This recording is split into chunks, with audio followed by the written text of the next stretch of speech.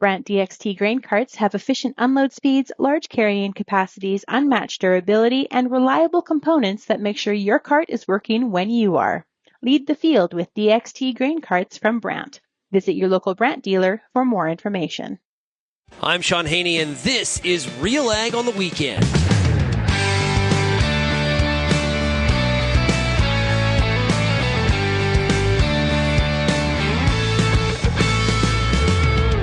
Let's get real and get connected with the week that was in Canadian agriculture. RealAg on the Weekend starts now. Welcome, everybody, to RealAg on the Weekend. I'm your host, Shaun Haney of RealAgriculture.com. And I hope you had yourself a great week as we're ripping and roaring into August, and the first week of August is complete, and summer is, we're grinding down. The kids are your kids actually in like official countdown mode now, where it's like X amount of weeks or X amount of days until, hey, we're back at school. And this is always kind of the part of the year too, where parents get a little bit like, they're doing their own little countdown. It's like that final shove, right? So anyway, I'm sure you are having a great summer, and we're getting a little bit closer to harvest here as well in parts of Alberta and Saskatchewan. Now, if you have any feedback on today's program, we'd love to hear from you. All you got to do is send me an email, shaney@realagriculture.com. Or, of course, you can call the RealAg feedback line, 855-776-6147, and stay up to date on all of the great newsletters that Real Agriculture is producing on a daily and weekly basis. There's a Western Canadian update, machinery email, cattle. We've got Mind Your Farm Business. We've got an ag policy email that goes out. So lots of opportunities for you to stay up to date. And the best part is it's in your inbox. You don't got to go searching for the news. It's right there for you to consume. Well, today on the program, we're going to hear from Chris Davison. Now, recently, the Canola Council of Canada on August 1st made the announcement that they were laying off basically the entire agronomy team. So the Canola Council of Canada was really known for these agronomists that operated regionally, but they also had their areas of specialty as well. And that's changing. Kelvin Heppner of Real Agriculture talked to the president and CEO of the Canola Council of Canada, Chris Davison, so we'll have that audio for you. Where we're going to start, though, is we're going to talk about land prices. So last week on the RealAg Radio podcast, on the Friday Issues panel, we happened to talk to Lyndsey and Kelvin and myself from Real Agriculture. We had Evan Shout from Maverick Ag, based in Saskatoon, Saskatchewan, and we talked about the future of land prices and where are we going. There's been a land forecaster analyst that said that we could see as much of a 60% drop in land prices. Well, that would be catastrophic for the industry. Personally, and you're going to hear the audio, I'm not a believer of that, but I'm looking for your feedback here on this. So let's listen to a part of the panel discussion from last Friday's RealAg radio show, where we talked about the future of land prices with Evan Shout of Maverick Ag, myself, Lyndsey, and Kelvin. Evan, you have strong feelings about your own guests on your own podcast and their opinions of land prices. Catch us up. What do we need to talk about? I wouldn't say strong feelings. I'd just say we have a difference of opinion, and we're allowed to have those differences. We are. That's why I have the podcast, to be fair, guys, is we get to have those discussions. But no, I think a couple articles that have gone out through the Western Producer and a few other areas have sparked some interest. I know some emotion for sure in producers when you start talking land. And a lot of it's based around the data analysis and historical probabilities. And nothing against it. There's merit to everything. I mean, it works in the commodity markets. Does it work on a hard asset like land? That's probably where I have my discussions back and forth. For me, I mean, everything we've seen as of late, again this year, I mean, the last land sale we watched was 20% higher than the going rate that we thought it was going to go for. So are we seeing those blips that everybody's kind of predicting? And then to be fair, there was no deadline or timeline on this. But right now, I think we're in a different industry than we were 10, 20, 30 years ago. The producers are bigger. The producers are more complex. The debt mechanisms we have are considerably more attractive for long-term purchases. I mean, you can lock in rates longer term, longer amortization periods. It's just, we are not playing the same game. If we were playing chess 10 years ago, we're playing checkers today, or vice versa. Was it Trent Clarenbach? Is that? Yeah. So yeah. I had had Trent on the podcast, and he's done a whole bunch of research on the historicals and trying to figure out where the cycles are going to go on land. And I mean, the actuarial information sound. It's just I don't think we're dealing with the same sample size. The sample that we're using is different today. What's he predicting? Well, 62% drop in land prices back to 1,200. And I mean, do I believe that can happen? No. Now, could I be wrong in 10 years? Maybe. But from my standpoint, nothing I'm seeing and nothing from the wealth and the equity in producers today would I believe that blip is even there. Could things soften? Yes. Are we going to see a massive drop? No, because I think it would take an industry and throw it upside down. Shaun, your thoughts? I totally disagree. So I agree with Evan. I disagree with Trent. I was going to say, that one hurt for a second. This got really exciting. Sorry, Okay. This is the second time today I've had on a radio show. I had to clarify my thought. Your disagreement. Okay. Yeah. So, no. Could we see a minor correction? Like we have the slump that's happening right now in the used equipment. That is different than land. Land is really the backstop for the entire industry. We've seen the Canadian farmland. I've always felt it a little less responsive to some of the economics in comparison to, say, some of the land prices in like Iowa or Illinois. I think there's a lot of people questioning some of the thoughts that he has had on this. I personally do not believe it. It would require an immense amount of volume to hit the market at one time, and the sellers panicking that we were headed in that direction. I just think we're skipping steps. There is a lot that has to happen between now and something like a 60% drop in land prices. And I will tell you this, if there was a 60% drop in land prices, the whole industry is upside down bankrupt. Mm-hmm. Kelvin, your thoughts on what it would take, for an actual, like that to me would be like an actual tanking of land prices. Corrections are one thing, a slowdown in a market is one thing, lower growth or maybe no growth. But Kelvin, what are your thoughts on what it would actually mean for land prices to really, for the bottom to fall out of it? Shaun talked about it from the supply side with land coming on the market. I think on the demand side, we'd also have to have farmers running out of financing options, or the demand, whoever was buying land would have to, and Evan talked about all the different debt mechanisms that there are out there now, and farmers are in many cases are sitting on equity that they can still invest in land. And I think that's one of the reasons why we have seen these land sales so resilient despite lower profitability or negative profitability in some regions, that type of thing. So to me, this is a classic case of technical versus fundamental analysis. And technical, sure, it works in highly liquid, fast trading markets. I'm not sure it applies as well over a large time frame when lots of variables change over that time frame. And I think that's the case when you look at the land market. What we're going to do is we're going to take a quick break. And when we come back, we're going to continue the conversation with the host of the Truth About Ag podcast and from Maverick Ag, Evan Shout, based in Saskatoon.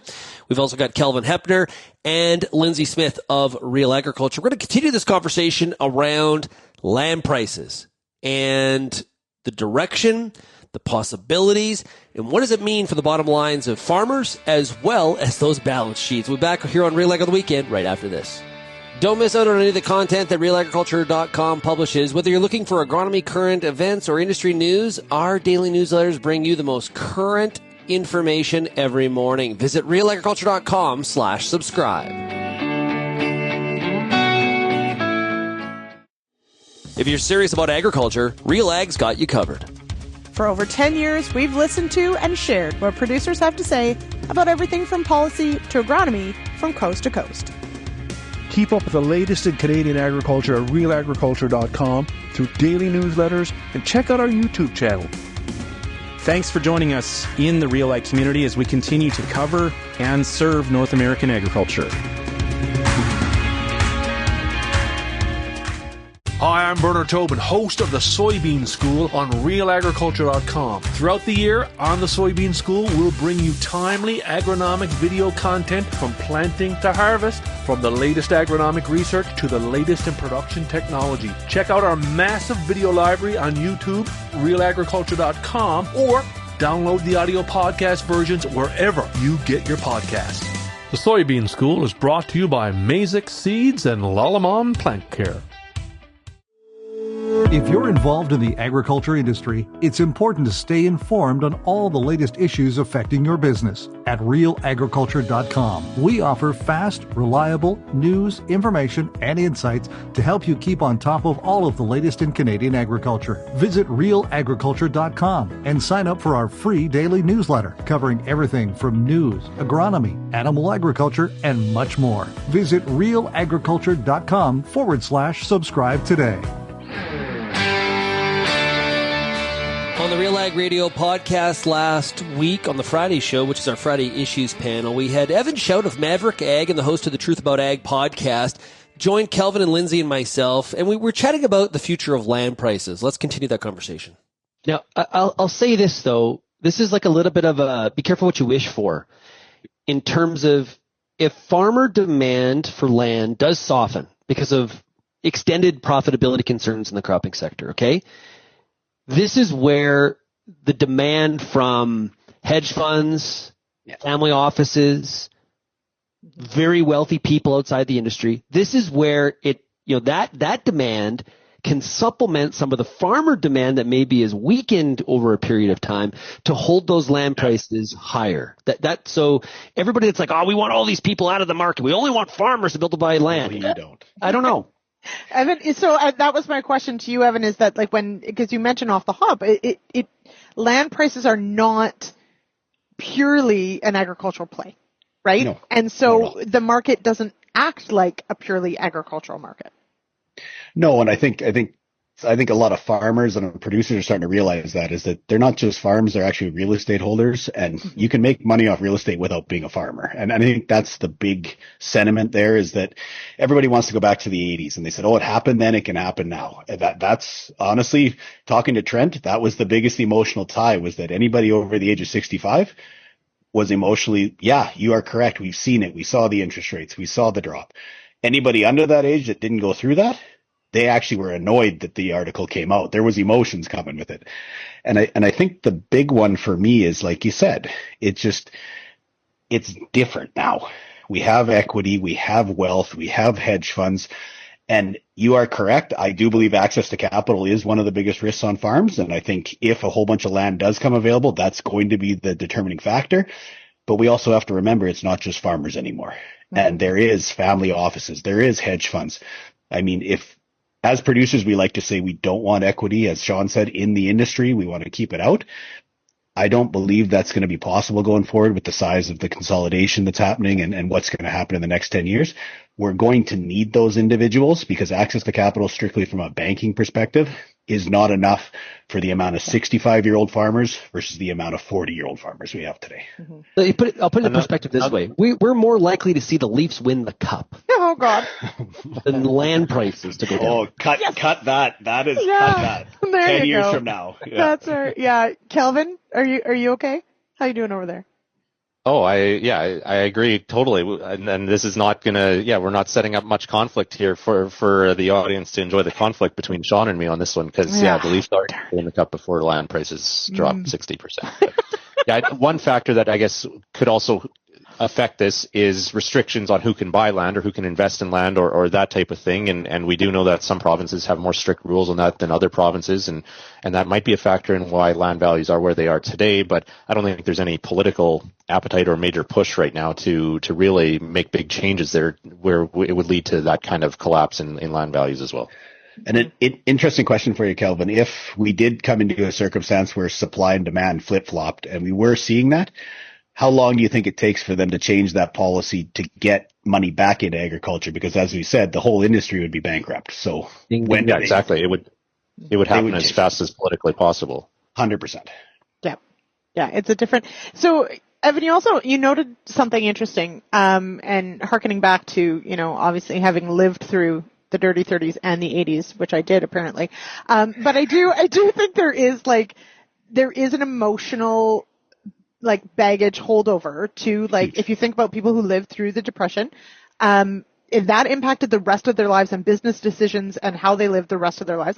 I think for many who lived through the early 80s and the 20% interest rates and all those things, that will forever color how they approach a lot of these things. But we are now far enough away that it is a different world. It's a different set of variables. Well, and I think we saw it because we saw that consolidation over coming out of the 80s, it didn't happen fast. It happened slow because they'd felt the pain and they were nervous. And then all of a sudden the next generation started coming in and they hadn't felt the pain. They hadn't seen the 18% interest and consolidation took off. That's why I still believe going the next 10 years, we are going to see a mass consolidation, just like the industry has. I mean, we're seeing the Bunge, Viterra, we're seeing all that stuff.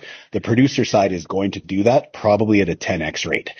Now, you are correct. It's a different dynamic now. Yeah. And I think going forward, that's what's going to drive the land prices is that we do have individuals who haven't seen those interest rates. And as I said before, a lot of guys have their rates locked in. I mean, you can lock them in for a decade or more now. So the interest rate risk that the 80s has kind of left in the back of everybody's head, for a lot of guys, it's not there anymore. There is minimal risk. And for the farmers that have been not buying land and have been less aggressive since 1995 or 2000, Evan, when we were at Crop Production Show last year, we talked about this.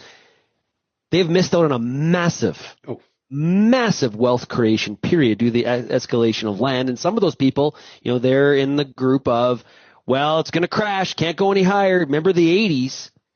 And so, I've heard from some of the audience on Evan's interview, and it tends to be coming from the people that want to see the last 10 years, 15 years of land acquisition as a bad decision. See, I told you so. I knew it was going back. And I don't know. I don't like that kind of mentality either. Now, I would really like your opinion on this. Do we have it right? Did the panel cover this from all the necessary angles? Or is there or maybe you're in the opinion that we are going to see a pullback in land prices? Here's one thing that kind of gives me a little bit of caution as I re-listen to that audio is people probably said the same thing that we just said about the land market with the condo market in Toronto and Vancouver. And if you haven't been following along with that story about how we've really seen some demand pullback in the Toronto condo market, and if you've bought in the last 2 years, you're really underwater. People probably said at one time, hey, listen, the Toronto condo market can do nothing but go higher. That's not what's happening. It's not what's happening. The reality is that prices have gotten too high. And so they're curing those high prices. And the only difference is we can make more condos. And so some people are probably going to say when you have the capacity to increase supply, at some point, demand and supply don't match. In this case of farmland, all we're doing is reducing it. Now, maybe if you're in Brazil, that's a little bit different, right? Where they're deforesting. But if you look at here in Western Canada and all of Canada, we're not creating a whole bunch of new farmland on a daily basis. We're actually losing farmland on a daily basis because of urban sprawl and putting up a Costco parking lot or another big box store or a new housing development. Just look at the city of Saskatoon or look at the city of Calgary and how they have massively expanded in the past 10 years. Someone even say, you look at the amount of people that are moving to Calgary on a daily basis. Calgary is on fire population-wise. So that's a little bit of the difference. We can't make more farmland, but I want your opinion on it. My email address is shaney@realagriculture.com. What is the future direction of land prices? Okay, let's take a break. When we come back, we're going to hear from Chris Davison of the Canola Council of Canada and find out why the entire agronomy staff was recently let go. Want to stay on the leading edge of farm management? RealAgriculture.com features the Mind Your Farm Business podcast brought to you by RBC Royal Bank. Find it at mindyourfarmbusiness.com or wherever you get your podcasts.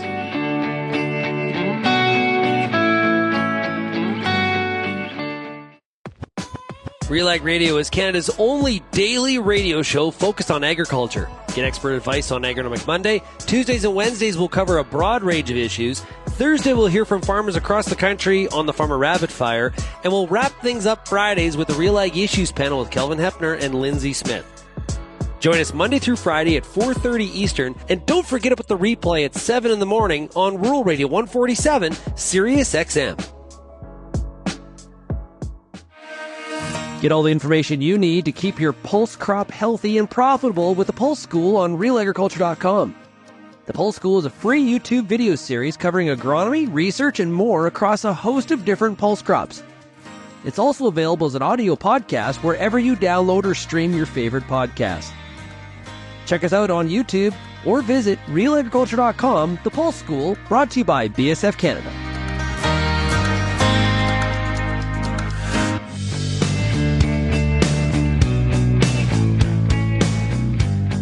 When you're in leadership, you got to make some tough decisions. Now, there are decisions that are popular, then there's decisions that are not. There are decisions that you have to make that are tough. There's decisions that you make that are easy to communicate. They just come kind of like they're the glory for a leader. Like, hey, we're building a new facility, or hey, we're going to hire 25% more people. Hey, we're giving people bonuses this year. Those are messages you like to communicate as a leader. An example where leadership is really tough is where you got to let people go. And we recently saw at the Canola Council of Canada, it was August 1st, the announcement was made that they were letting go all of their agronomy staff. And there's been a long tradition of the agronomy team from the Canola Council of Canada. It's been a real building block for a lot of agronomists that have been through there. Got a lot of friends that have been through there. Well, Chris Davison, the leader of the Canola Council of Canada, recently chatted with RealAgriculture.com's Kelvin Heppner to get tell us a little bit about what the strategy is and why. Here's Chris and Kelvin. So a new strategic framework. Let's start, I guess, at a high level. What is this? What does it mean for the Canola Council and the canola industry, canola growers going forward? Yeah, I think the most important thing to start with is that we've developed this refreshed framework in collaboration and with input from our board, from the broader membership, and stakeholders from across the value chain. And one of the things that's come through loud and clear as part of that process is we've got a strong base that we're building on, so we see this as an evolution. But we've also been asked to really sharpen the council's focus in terms of what members and others have told us are of critical importance for the industry in terms of moving forward in the future. So there are three core priorities I see: sustainable and reliable supply, stable markets for value optimization, and member service excellence. I'm not sure where agronomy fits in there, but the Canola Council has for decades been involved in extension research on the agronomy side of things, supporting farmers and agronomists. What will that look like going forward? Yeah, so the short handle for those sort of three priorities you referred to, I think there's one that speaks to volume, one that speaks to value, and one that speaks to members. And certainly there's an ongoing role for agronomy as part of those priorities moving forward.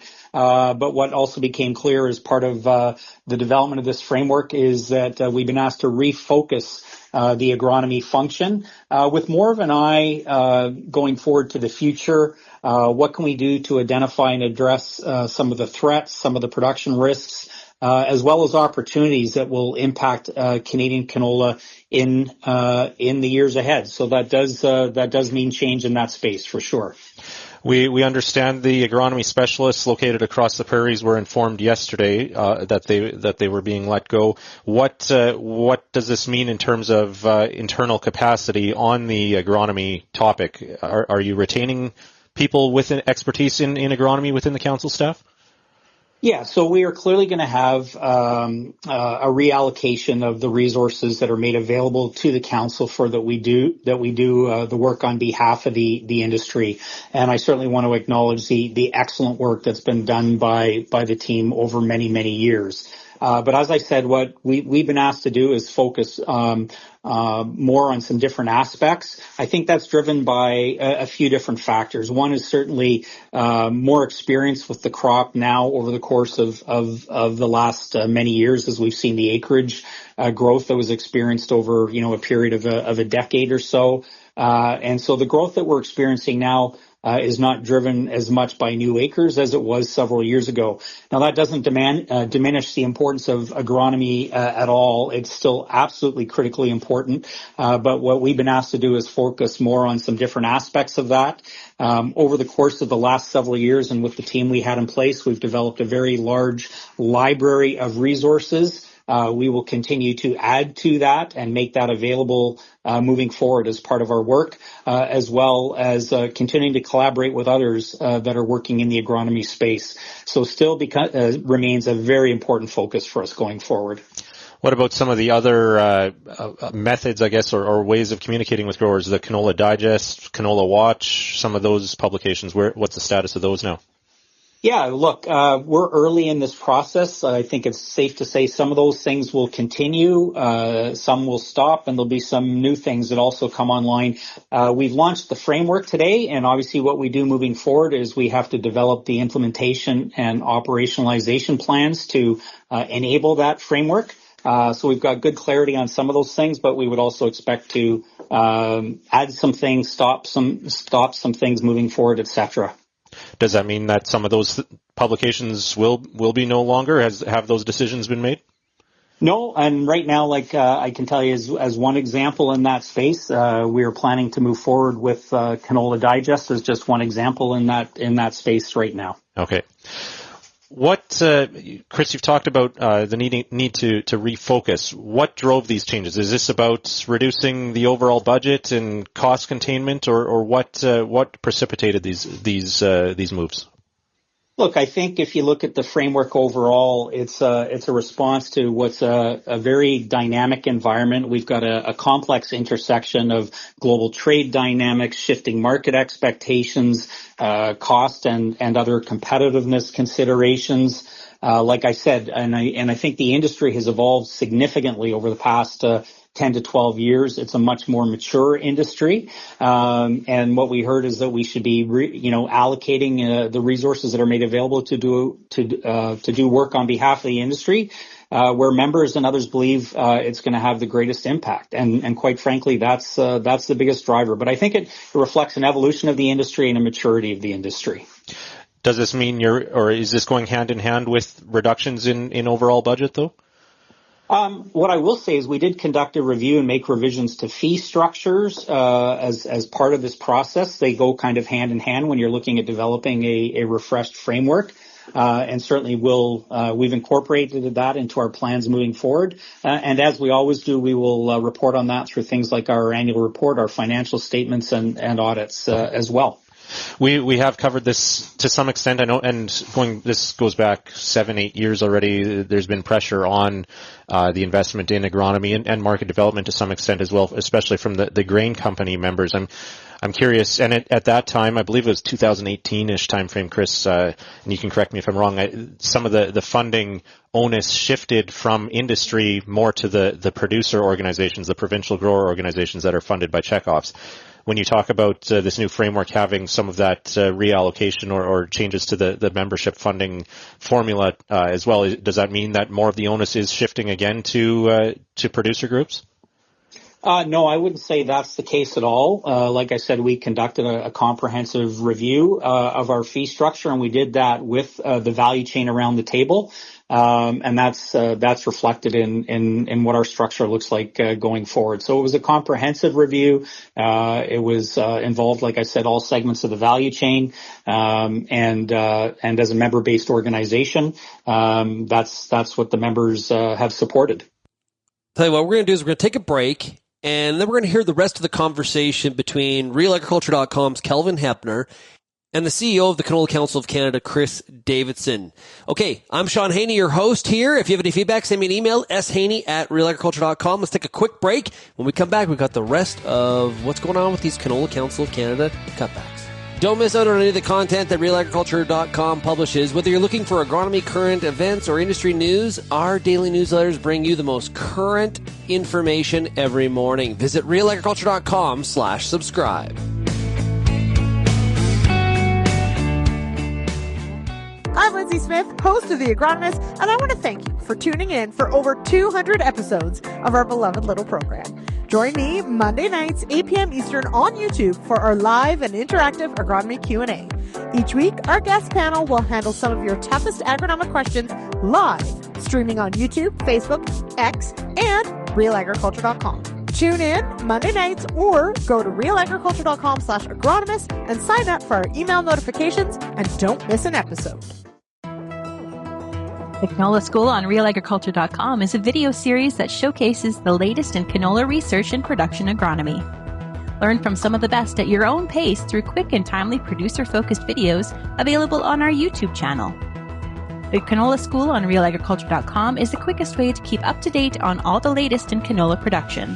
Boost your canola IQ with the Canola School, brought to you by BASF, and visit canolaschool.com.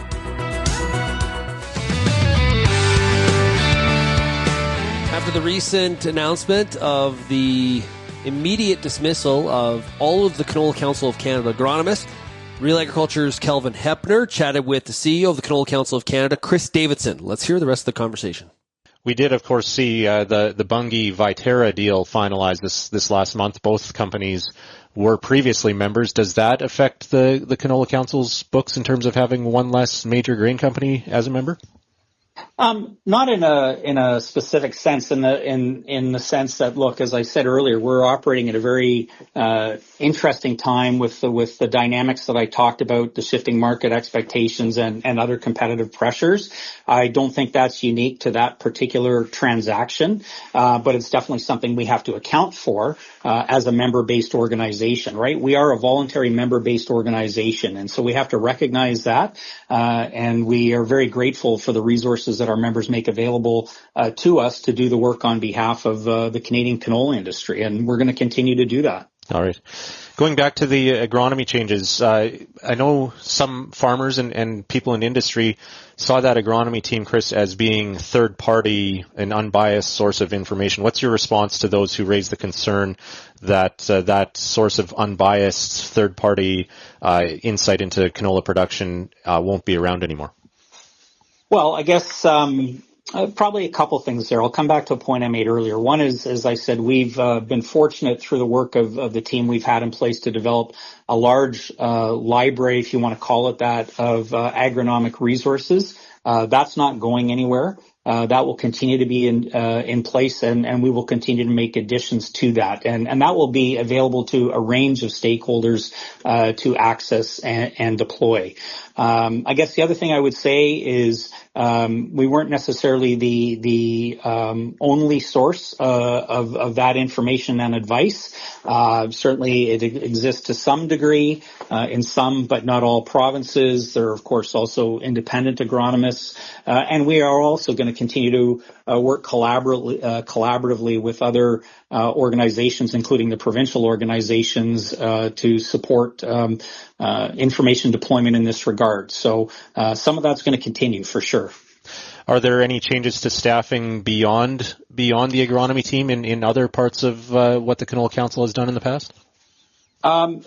There's one or two, and they're largely related to changes with the agronomy team as well, and support that was provided for that team and the organization based on the personnel were in place. But probably the most significant is we've just got a reallocation of some roles within the existing team. We're not a complex structure, but we're just trying to bring greater clarity that aligns with the priorities in this refreshed framework that we're moving forward with. So in some cases, it's a reporting change. In other cases, there'll be some role adjustment reflecting the changes that we're making. When you say reallocation, Chris, does that mean that there's more resources from agronomy are being moved into other areas, or areas of work that the Canola Council does will see increased resources?